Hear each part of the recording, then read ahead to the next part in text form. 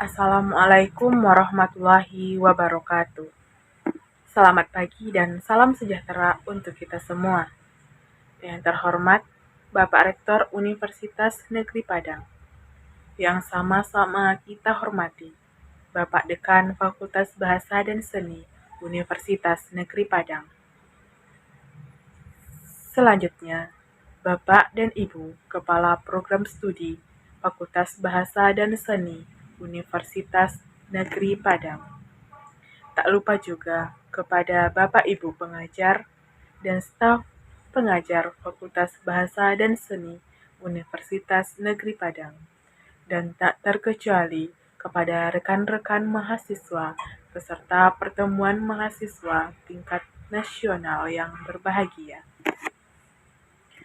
Puji dan syukur marilah kita ucapkan kehadirat Allah Subhanahu wa Ta'ala yang telah melimpahkan rahmat dan karunia-Nya sehingga kita telah dapat berkumpul pada kesempatan kali ini dalam rangka pertemuan mahasiswa tingkat nasional.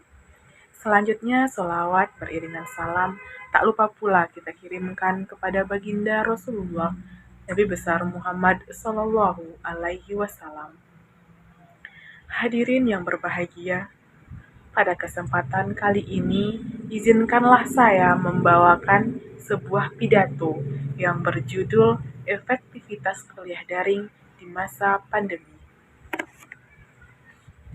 Pandemi COVID-19 yang terjadi di Indonesia sejak awal Maret 2020 lalu membawa dampak pada kehidupan masyarakat Indonesia. Terjadi perubahan besar-besaran pada aktivitas dan pola hidup masyarakat Indonesia demi mencegah semakin meluasnya pandemi COVID-19 ini. Kebijakan pemerintah Indonesia untuk terus memutus mata rantai penyebaran virus COVID-19 dengan memberlakukan physical distancing telah berdampak pada berbagai bidang, tak terkecuali pada bidang pendidikan. Di tengah situasi pandemi yang semakin memburuk, pemerintah akhirnya harus membuat kebijakan pembelajaran online atau yang biasa kita sebut dengan pembelajaran daring untuk menggantikan pembelajaran konvensional yang biasanya dilakukan secara tatap muka.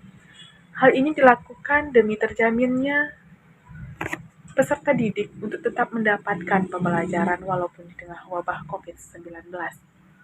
Pembelajaran daring dinilai pemerintah sebagai satu-satunya solusi untuk memastikan keberlangsungan proses pembelajaran dari sekolah dasar sampai kepada perguruan tinggi agar tetap berjalan sebagaimana biasanya. Kesiapan lembaga pendidikan untuk melaksanakan pembelajaran daring masih menjadi masalah tersendiri. Hal ini dikarenakan pembelajaran daring yang dilakukan pada saat pandemi ini dilaksanakan secara tiba-tiba tanpa persiapan dan hal ini belum pernah terjadi pada masa-masa sebelumnya, sehingga belum adanya acuan yang dapat dilihat dan dicontoh bagaimana sebaiknya pembelajaran daring ini dilakukan, baik di tingkat sekolah maupun di tingkat perguruan tinggi. Ketersediaan perangkat teknologi yang dimiliki oleh lembaga pendidikan untuk menunjang proses pembelajaran menjadi permasalahan yang cukup penting dan cukup dilirik dalam pembelajaran daring ini. Selain itu, kemampuan peserta didik dan tenaga kependidikan dalam menggunakan teknologi juga masih sangat minim. Lalu, kemampuan peserta didik dalam menggunakan teknologi ini menjadi keterbatasan karena perangkat teknologi yang akan digunakan oleh peserta didik ataupun mahasiswa ini pun juga masih sangat minim.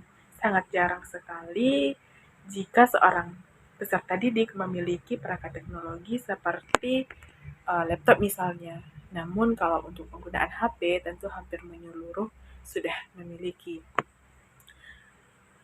Nah, hal yang paling utama dan yang paling penting dan paling sering disorot dalam permasalahan pembelajaran daring ini yaitu akses internet yang belum stabil dan menyeluruh di tempat tinggal mahasiswa. maupun kendala biaya dan metode pembelajaran yang dilakukan secara daring, tentunya akan sangat berpengaruh pada kualitas pembelajaran yang dihasilkan. Tentu akan menjadi beban tersendiri bagi seorang siswa ataupun mahasiswa jika ia tidak memiliki perangkat elektronik atau ia tidak memiliki jaringan yang bagus ataupun ia kesulitan ekonomi untuk membeli kuota internet. Adanya pandemi COVID-19 ini yang mengharuskan lembaga pendidikan meninggalkan pembelajaran konvensional yang dicatatkan dilakukan secara tatap muka dan menggantinya dengan metode pembelajaran daring ini secara penuh. Ada hal yang mungkin cukup berbeda dari pembelajaran konvensional dan pembelajaran daring yang tidak dapat kita rubah dengan begitu saja. Dari sebuah penelitian yang dilakukan oleh Rizky Octavian dan rekan-rekannya pada 2020 lalu menunjukkan bahwa hasil pembelajaran yang efektif apabila dilakukan secara bergantian antara pembelajaran laring dan luring, yang mana biasa kita sebut dengan blended learning dan hingga sampai saat ini masih dilakukan di beberapa sekolah dan perguruan tinggi. Oleh karena keadaan yang begitu darurat selama masa pandemi COVID-19, di mana pembelajaran daring ini menjadi satu-satunya pilihan yang harus diambil oleh perguruan tinggi untuk memastikan proses pembelajaran yang dilakukan tetap berlangsung. Pembelajaran daring ini dinilai dapat menggantikan pembelajaran tatap muka yang selama ini dilakukan walaupun tidak seefektif biasanya.